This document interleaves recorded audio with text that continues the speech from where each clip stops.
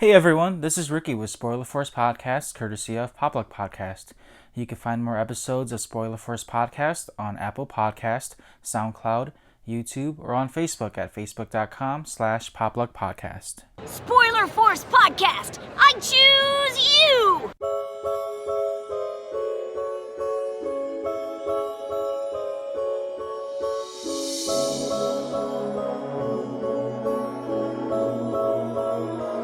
It's an LP Alright, so this is episode 19 of Spoiler Force Podcast. Spoiler Force Podcast. Man, I can't talk today, man. All day I couldn't talk. I feel weird. So episode 19. Today is September 20th, 2019.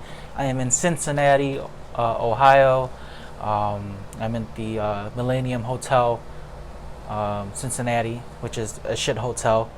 I'm here for the weekend for the Cincinnati Comic Convention. I bought VIPs, I booked the hotel. Now, if you've seen my live video on the Popluck Podcast page, I went on a rant. Kind of feel a little bit better now from the rant there. My anxiety was kicking in, and like I didn't eat either, and I was stressing about money, and it's not cool to have like your money having like your card charged when you need money for the weekend. That's some bullshit. So now I'm like extra budgeting, and today I spent my first day just walking around the convention at the Duke's Convention Center. It's a nice convention, really. It's not too bad. It's big. Not a lot of people. Not as much as I thought there would be. It's probably as big as Motor City, maybe a little bit bigger, only because there's 2 levels. It's a nice venue. It really is. But man, I was very surprised. I didn't expect that many people for a Friday. Well, maybe tomorrow there might be more, which is because it's Saturday. It's always the big day, Saturday. And plus, I got VIP, so I'm about to breeze through everything easy. I get to go in early at 9:30, take my time, walk around. I already bought all my artwork today. I didn't spend too much. I spent roughly $60 to $80 on art. I got some books signed by Frank Cho, who's a comic book artist. He's known for drawing for DC, Marvel. I gave him my podcast card as well. He was pretty chill. He looked pretty tired today, because he was probably there all day today. But I got him signed. He was charging $5 per signature on the book, which isn't bad. I paid for it happily. He was a nice guy. He's just really chill. He was pretty cool too. Like, he asked about what my last name was. And it was funny because he's like, what is that? What is Vang? Usually I would think that other Asians would kind of guess what other Asians are, but he didn't really know. He got it close. He was like, what? So it's like Vietnamese, Cambodian kind of. So yeah, Southeast Asian. So you're pretty close. So he was pretty cool. And Frank Cho, if you're listening to this, thank you for listening, and thank you for taking my card. No guests today, or no guests at all for this weekend, really. It's just me talking about the convention throughout the weekend. Again, this is a trilogy, what I'm trying to push for. So this is part 1. I got some topics that I wanted to talk about as well. So let me just pull that up here. Overall, the Comic-Con was really good. I got to see the actor that plays in Lord of the Rings.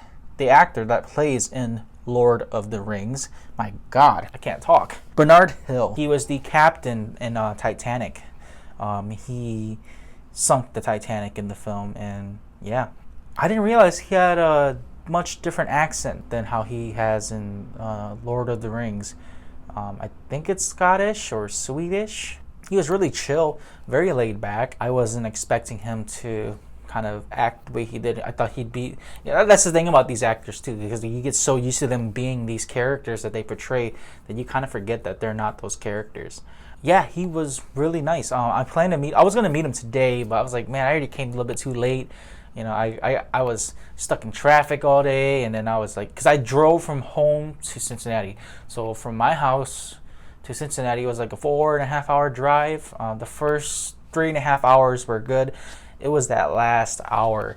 I was stuck in traffic, fighting traffic, and it was pretty bad. And if you hear that clicking, I actually have my sister's laptop in front of me.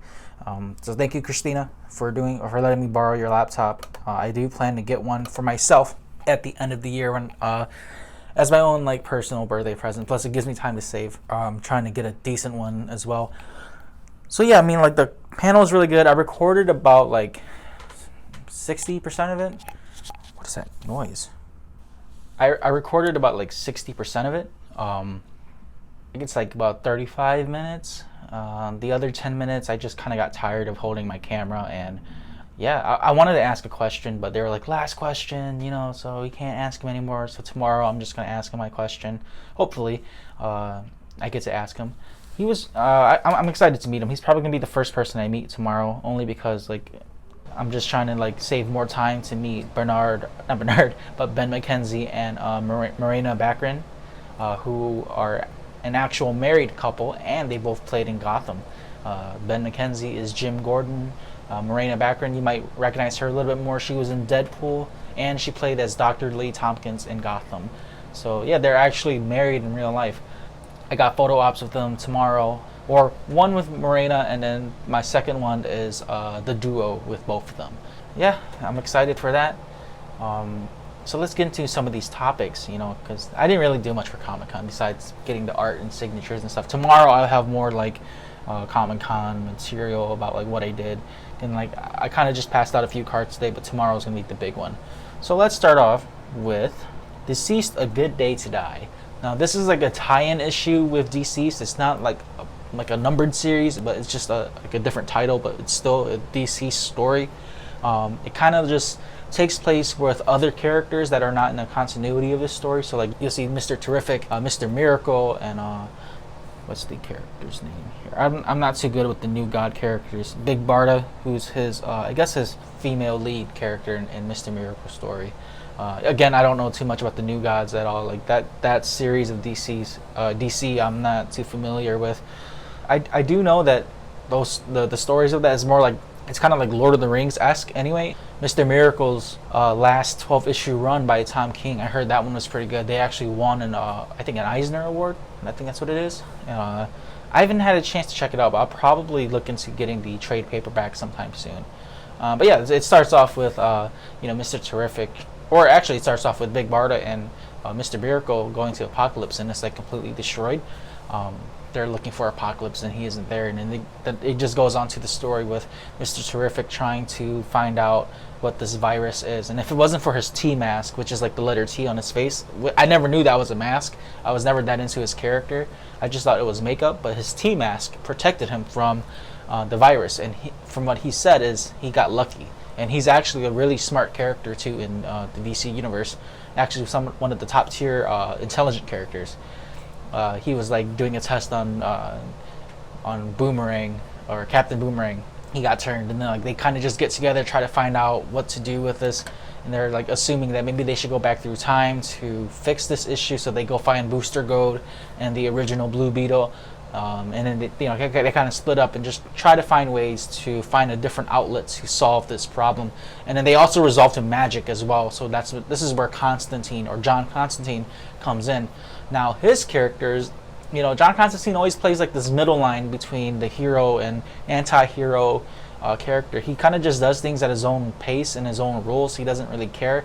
But what's funny in this issue though is that you find out that he does have a Justice League card. He thought it was some sort of like gift from the Justice League, so he didn't think of it much. But it turns out that it had a tracker on there for other League members to track him down, and like he's trying to escape some of the infected, and he actually has this panel where his eyes glow like flames, and he burns the infected person, and it kind of looks like Amaterasu by Itachi in Naruto, but without the black flames. It's just regular flames. And so he kind of doesn't really care. He realizes that they're screwed, so he just goes and hides in a different dimension, and then as everyone else is trying to solve the case, he kind of just caves in, like, it's time to be your hero. So he goes and follows them. But while the other heroes are trying to solve this case, they go and find another time machine that Booster Gold was able to locate. But it turns out like this other character who is like a time traveler as well. He protects the timeline. I don't really know these time traveling characters besides the Flash, but he intercepts Blue Beetle and Booster Gold and tells them that you can't fix this timeline. It's set. As they're fighting, you see Mr. Miracle and Big Barda, they get destroyed, so they get turned into the infected, and then they attack Mr. Terrific and the others as well. And then Big Barda's infected version of herself with the virus, she rips Mr. Terrific in half. They kind of mentioned before, like, we can't trust the League, because if they get turned, then we can't stop them. And they use Wonder Woman as an example of what if she got turned, no one can stop her. She's like super powerful if she was infected. As they're trying to fight off these infected people, you kind of realize that the timeline's getting adjusted, and then Booster Gold fades away because of the timeline. The future is gone, so he disappears, and then Blue Beetle gets turned as well. And then when Constantine gets there, it's too late. So he grabs that time traveler and like does a spell where he's stuck, and then the infected Blue Beetle kills that guy, and then John is saved by Dr. Fate and Zatanna, and then they kind of just leave off. And I guess they're going to go and meet up with the other characters. So that's just like the gist of it. It's not a super detailed explanation. I only do these brief overviews again for these issues, because that way you can go and read it yourself. But that's what I read today. I haven't really read anything else today. I don't know if there's a new issue for My Hero yet. Again, the Demon Slayer episode's coming. I don't know when, because I keep pushing it aside. So just stay tuned. If you're a big Demon Slayer fan and you want to hear my thoughts on the anime itself, again, the anime's not done yet. There's still 2 more episodes, one tomorrow, and I believe there should be one next week, which is the finale, and then the manga. And the latest manga issue came out Friday, which is surprising, because usually they come out Saturdays, but I don't know. It's all about like who uploads it and when it's uploaded. But yeah, this latest chapter of Demon Slayer was wicked. So if you're reading the manga, go read it if you haven't got to yet. Also, as well, that's all I got for comic books so far. When I was looking for my comic books to get signed by Frank Cho, I have a bunch of them signed by Harley, like not signed, but I have a bunch of his Harley Quinn covers, and I was telling him that too. I was like, "Yo, Frank, it was so hard, because this morning I was looking through all my stuff, and I have so much of your artwork, I didn't know what to pick, so I only brought a select few." I'm glad I got like one of my connecting cover set signed. I have another one with Harley like opening her shirt that has a Superman symbol under it. Yeah, so it's not just her bare skin. She has like a Superman shirt under her like buttoned up shirt, like Clark Kent. It's not that exciting, but it's a connecting cover, so it looks pretty cool. But the other one I have is pretty cool too. It's the Jester suit Harley, and then like the connecting side is the more recent, like the Margot Robbie take on Harley Quinn. So, oh, and also if you don't know this as well, the Suicide Squad by James Gunn, the casting list got released. So hopefully we don't see John Cena. I'm just kidding. John Cena, I think he's going to be pretty good. But the joke is always there that you can't see him, so whatever. So Shonen Jump has their own app. Recently, like a week or 2 ago, they announced that they're going to do some like short series with Marvel. So definitely check that out if you can. I believe it's $4.99, I believe, or something like that. It's really cheap to have the app. I think it's a subscription fee. I don't have it, but I think Andrew, one of my previous guests and a good friend of mine, I think he has the app too. The Shonen Jump has like specific artists from Japan doing mini series or like short stories of Marvel characters. One that's confirmed is the artist for Yu-Gi-Oh! He's doing a little story about Iron Man and Spider-Man going to Japan for a convention, so that's pretty interesting. And yeah, let's see, what else do I have here that I want to talk about before I get into more exciting news? So I also wanted to bring up this topic about David Yang as well. If you don't know who David Yang is, he's a Hmong artist. And recently the news that broke out was that, or apparently that resurfaced again, was he's going taboo. And apparently taboo in the Hmong community is not good. But what I had to say about this, as funny as these memes are, David Yang, do you, bro. Do your thing, dude. Because people shouldn't be getting into your personal life. They should only be looking at you as an artist. There's some things that like culturally are apparently not good, but who am I to judge you, and who am I to say that you're not supposed to do that? You're successful, you're doing your own thing. Who cares? So David, do your own thing. But I'm not gonna hold back on the fact that these memes are freaking hilarious though. I mean, I'm loving these memes, and it's too funny to pass up. But yeah, do you, man. I honestly, I don't care if he does do that. And I honestly, my personal thoughts on this matter is that Hmong people need to stop tripping on that. taboo is not as bad as dating your first cousin, and apparently that's a norm in the Hmong community. So like the ones who are my listeners who are not Hmong, in the Hmong community, you can actually date your first cousin who doesn't have the same last name as you, because they don't carry like the same clan name. Because our last names matter a lot to us because they represent each clan that we're from. Now, from what I've read online and on Facebook, the reason why it's taboo to date someone with the same last name is because, of course, you could be from the same tree, or you are from the same family tree, and also like apparently on a spiritual level it brings you like really bad luck or something like that. Like you can't like grow your clan name or some shit like that. I don't know. This is not Game of Thrones. So David, go ahead, do your thing again. Date whatever Yang girls you want to date, man, because you're making money. Or at least I think you are. You're making more money than the people who are judging you for sure, and you're doing the things that that you dreamt of doing. So I'm not gonna judge, but those are my thoughts. I feel like he should just do whatever he wants, and dating your first cousin is worse than doing taboo. So would I do taboo? No, because I was raised not to do that. So technically I won't do it, but I still think that taboo is not as bad as dating your first cousin. So that's just gross. Yeah, so those are my thoughts on David's matter as well, for the Hmong community who are interested in my thoughts. Oh yeah, I forgot to mention this as well. I'm like kind of jumping all over the place, but I forgot to mention that the convention had like a speed dating thing going on, and they have an anime maid cafe. I remember the first time I've seen the maid cafe, that was like at Anime Expo. It's like a bunch of girls who cosplay as maids. Honestly, it does look weird. Like you can take pictures with them, and it's like it's, to put it nicely, it's like a nice version of a strip club. Like or not even a strip club. It's just a nice version of girls in costumes being nice to you. Like it's stupid. I don't know. Even like the first time I saw it, I always thought that was kind of dumb. Like you just sit there, play board games, and see these girls in maid costumes walking around.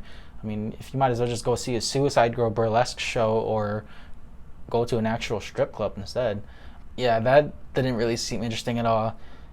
So I kind of passed up on that. And then the speed dating thing, today was so hectic that I was just like, screw it, I'm not gonna go. And in all honesty, the speed dating thing was not even for speed dating. I was going to do it to just pass out podcast cards. For the past 2 weeks, all I've been talking about is my podcast. So like I know that my friends, my family, and they're probably really irritated about it. Like they're probably like rolling their eyes and, oh my God, Rick keeps talking about his podcast. No, but I'm making moves, man. Or at least I think I am. I've been reaching out to some people. I reached out to Duo Moa, who is the Hmong actor in Gran Torino and recently in Mulan as well. He plays Chen Po. Me and my cousin Lee Mong talked about him a little bit on our podcast episode together. He's doing great things, man, for a Hmong person, man. He's in that mainstream acting and entertainment. And he was really nice, or at least when we were messaging each other, which is crazy. He follows me on Instagram, which I was really surprised because he likes my posts that I do. Like when I post up my pull list that I get for the week, he actually likes those posts that I do on Instagram. Thank you, Duomo, for even following my content.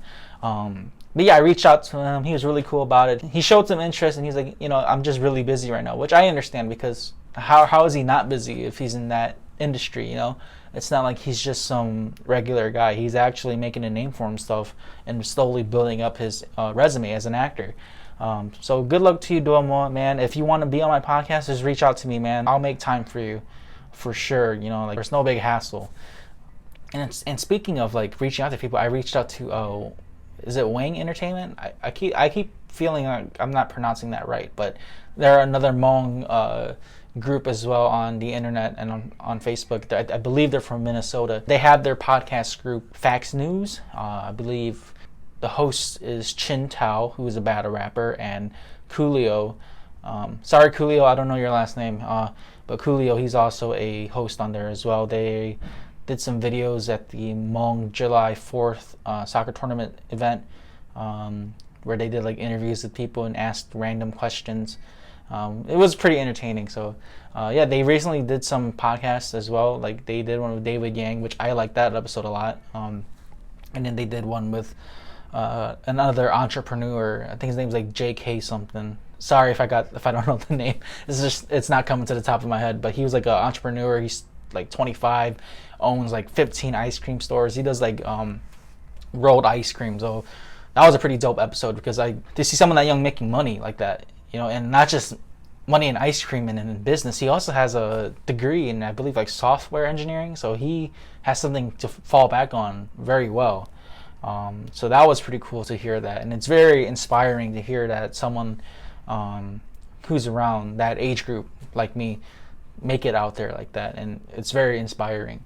But yeah, check out Fax News, man. I believe they're on Facebook, and they have an Instagram and YouTube as well. I believe their Instagram is under Wing Entertainment, and on Facebook and YouTube I think it's under Fax News or Wing Entertainment, one of the two.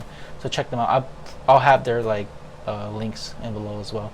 Yeah, this episode I'm probably going to shout out a lot of people too. As y'all know, I reached out to Jong Lu, who is the entrepreneur in beauty care and makeup, and she does like folklore storytelling, and she also does like a bit of writing on the side, and she filmed her own Hmong film. The premise was how they came to Thailand, like how they escaped communist Laos and got to Thailand for like democracy or something like that. I'm not gonna judge the film. I haven't really like sat down and really watched it thoroughly, but I know that she's responsible for that film. But Jong Lu has agreed officially to be on my podcast October 10th. So make sure you stay tuned. I will be editing and uploading as fast as I can after we podcast, because October 10th is on a Thursday. So most likely I'm going to reach out to her, and then for those of you who don't know, it's going to be an over the phone podcast. I'm going to have to call her, and then we're going to podcast from there. And also, I also reached out to Van Brooks. He's a popular content creator in the Hmong community as well, and he's also mixed. He's like half African American and half Hmong. He's mostly known for his content on, I guess, he gives his thoughts on like the Hmong community and how we are as a group, and he also advocates for anti-blackness and also I guess equality across the board when it comes to like the Hmong community and other minority groups, and he's not afraid to speak his mind, which I respect a lot. He also, before, I don't know if he still does it anymore, but he wasn't afraid to put people on blast either. So if you fuck up and he catches you, I don't think he's afraid to put you on blast. I remember like the first time I saw some of his videos, he wasn't afraid to like put people on check. I believe they were doing like, it wasn't over something stupid. It was actually over some serious matters, like there was a case where someone was trying to creep on like younger girls and stuff like that, so he put them on check, like you better stop doing that because they have the rights to call the authority and whatnot. And he's pretty comical about it too, like not only does he put you on check, he roasts you, and he also makes fun of you and makes everything comical. He's pretty creative as well, and not just that, he's also quite the athlete, because he's been recently posting some videos of his like highlights in flag football, and he's got some speed for sure. Hopefully he doesn't run too fast to where he changes the timeline. So Van Brooks, don't do that. So yeah, he's gonna be on the podcast on October 18th, which is a Saturday. We've been going back and forth like message wise, trying to set up this stuff, and again, thank you so much, dude. Like, as a fan of your content, it means a lot to me. Yeah, so I can't wait for this. I can't wait. That's one of the episodes I'm like really excited for. I think we have a lot. I personally think we have a lot in common. We like anime, and we kind of just speak our minds on certain things. I don't think we've ever really gotten to anything like a serious topic yet. But the episode that's going to be coming up next month for sure, I'm going to try to try to pretend to be smart. So hopefully he doesn't kill me on the podcast. And then I'm actually moving like all over the place right now. But October 4th, a good friend of Andrew and my buddy Chin, Again, Chin was also on my podcast as well. He's my actor friend who also writes, directs, and he's a part of. He owns Clean Slate Productions. Their buddy Josh Tao. I'm sorry, Josh, if I can't pronounce your last name, but I reached out, or Andrew reached out to him for me at first, and then I reached out to Josh. He's the owner and founder of Blue View Cinemas. They're in Michigan as well. What's funny is we have one thing in common, and that's our, I guess you could say, our love for Tommy Wiseau. Me and Andrew were messaging each other before, and I posted up some stupid video of me like teaching someone how to punch, or teaching you how to punch the heavy bag, but it's all sarcasm, right? So I'm like super serious about it, but you hear how I speak, and it's just all sarcasm, and it's all wrong technique, and it's terrible. You should, like, everything that I mentioned in that video is the complete opposite of what you should really do. Andrew was like, Ricky, you should do that in a Tommy Wiseau impression. I'm like, no, my Tommy Wiseau impression's not that good. I did like one clip a few months back, but it's not all that. But he's like, yeah, I got a buddy who's like really good at Tommy Wiseau impressions, and he likes Tommy Wiseau like you do too. And so Andrew kind of just introduced us to each other, and then I've been messaging Josh. So October 4th, which is on a Friday, and hopefully we can link up too. And he's like, he's really chill. Like I've seen some of his content already. He has a series called The Film Office, which is similar like The Office, but it's like based on a film group, and he's just someone who wants to be like a great film director and creator, and you see like all the behind the scenes stuff, and it's pretty comical. He also has like a psychological thriller called, I believe it's called Cat Game, or Cat Game, I think that's what it is. I'm sorry, Josh, if I can't get it right, but it's on Blue View Cinema on YouTube. I'll post that up in the descriptions as well. He's been in, I believe he's been in some competitions. Him and Chin, they both like work together from time to time. They also had like this recent, I believe it's a mockumentary, but like it's where they do like a documentary story where how they created Blue View Cinema, and Chin was also playing the dramatization of the story. Chin was portraying Josh's character in the video, and that one was pretty funny too. I thought it was really great. Yeah, so I'm excited. So again, I'll just keep it general right here. So October 4th is Josh Taub from Blue View Cinema. Again, I'm sorry if I butchered your last name. October 10th is Zhonghu, or Yer Yang, of Zhonghu Beauty Care. And then October 18th is with Van Brooks. So that's my big announcement for this weekend that I've been like holding back. I'll probably have my post up before I even upload this on Facebook and YouTube and all my other platforms. But that's the big announcement. So not only is it 3 pretty big guests here, it's also a great diverse group of guests, which I love, because you know, I want to work more with the Hmong community for sure. But you know, my buddy Mike Logic, who was also a guest on my show, he was telling me, man, like, it's great that you're doing what you're doing, man. Like he was telling me that don't just settle for one group of people, man. Reach out to other people as well. And you know, Mike, thank you for giving me that advice too. So thank you. And you know, one day I'll reach out to you again. We're gonna podcast together for sure. Yeah, that's the big news that I was talking about. So I believe that's all I have for part 1 of the weekend. Tomorrow, again, I'm gonna go meet Ben McKenzie and Marina Baccarin from Gotham. I'm gonna try to push for a vocal, like a audio shout out from them for the podcast. If you're in Cincinnati Comic Con and you listen to Spoiler Force podcast, don't be afraid to say hi. Tomorrow is Batman Day, and I'll be wearing a Batman shirt. And also tomorrow is Raid Area 51. No, Raiding Area 51 was today. I'm sorry, the 20th, not tomorrow. So whoever raided Area 51, make sure you come back with, you know, with some, I guess, superpowers, you know, or come back with Rick and Morty. Yeah. So I think that's all I have for today, really. I don't have much other than that. Yeah, so that's part 1. of the Cincinnati Comic Convention podcast. Again, this is a trilogy, so tomorrow I'll try my best to upload part 2, and then part 3 for sure will be like a day after, because Sunday I gotta drive home. I gotta pick up my car from the valet before 5 o'clock Eastern time, and all that bullshit, and go through traffic and deal with all that again. And thinking about that's gonna make me stressed out, so I don't want to think about it. Shout out to LP and Hmoob. Thank you for letting me use your beats for my intro and outro for my podcast. Again, I always say this in every episode that I use your beat. Thank you, and I will always shout you out as well. And also, make sure you check out Indochina Gardens in Boyne City, Michigan. One of the best Chinese restaurants. They're one of the best in Michigan. Is it the North? No, it's not the UP because they're below that. They're in Boyne City. They're near Traverse. They're like 45 minutes from Traverse City.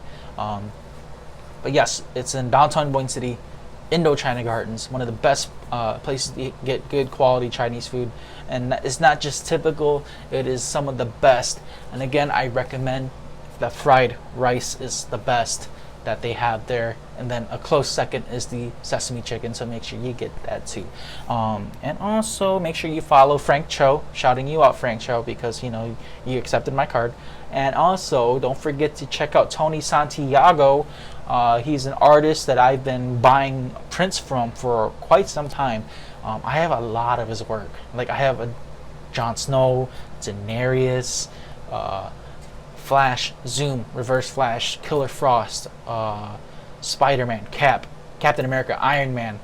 I recently bought the Gamora artwork, and I bought the Joaquin Phoenix Joker, Harley Quinn, Deadpool. Actually, Harley Quinn was the first one I bought. I still remember because that was back in, I believe that was Heroes and Villains. No, it was Wizard World in Chicago. My first that was actually the first Comic-Con I've been to, Wizard World Comic-Con. My girl Tanya drove us there and back to Chicago in one day, which I felt bad. But I remember that day because I bought the Harley Quinn print, and it was the Jester one. I don't know if they still have it anymore. I don't know. I don't think they sell it anymore. They're always changing what they sell, but that was the very first one I bought, and ever since then I've been buying so much from them. And I actually met Tony Santiago back in last year at Heroes and Villains in Chicago, and I was telling him that I enjoy his work, and he signed the work for me as well. And then he was like, he hooked me up. He was like, man, thank you for supporting my art. Here's like a discount or something like that, because I purchased like 4 or 5 prints that day, and he hooked me up. And thank you Tony. And I spoke with your wife, and I spoke with another person that worked there. I'm sorry, I don't know if that's like your other relative or sister, but they were really nice, and like we talked about Joaquin Phoenix's acting and how we're all excited for the Joker film that's coming out in a few weeks. And yeah, and make sure you get your movie tickets September 23rd, because that's the pre-order for the Joker, which comes out October 4th. Am I really trying to get DC to sponsor me? Yes. That's actually one of my goals, to get sponsored, so make sure you check that out. Again, thank you for listening. Episode 19, Spoiler Force Podcast in Cincinnati. Part 1 of 3 of the Cincinnati Comic Convention. Make sure you follow everyone that I mentioned. Everything will be in the description below. Have a good night.